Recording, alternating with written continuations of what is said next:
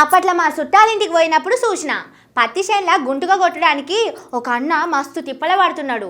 పొద్దడి సంధి రాత్రి దాకా నాగలెంబడి ఎట్లా నడుస్తారో ఏమో. నాకైతే మస్తు బాధ అనిపించింది. రైతన్నలకి ఇసొంటి తిప్పలు లేకుండా ఏమైనా చేయాలనిపించింది. కానీ నాకేమో చేయరాదాయే. నేను మనసులో అనుకున్నది దేవుడు విన్నట్టున్నాడు. ఒక అన్నతోని జోర్దార్గా బండి తయారు చేయించిండు.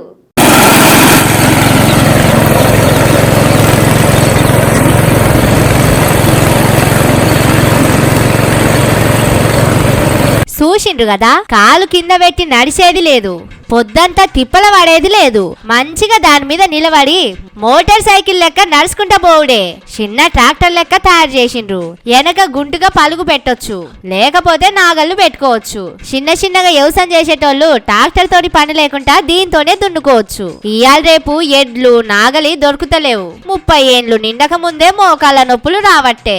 ఎడ్ల నాగలి వెనక తిరుగుడు ఎవలతోనైతది చెప్పుండ్రి. గందుకే ఈ బండి కొన్నారంటే జర్ర సేపట్ల ఎకురం చేను ఇరువాలు పెట్టొచ్చు. సుధాకర్ అనే అన్న తయారు చేసిండట ఈ చిన్న ట్రాక్టర్ ను.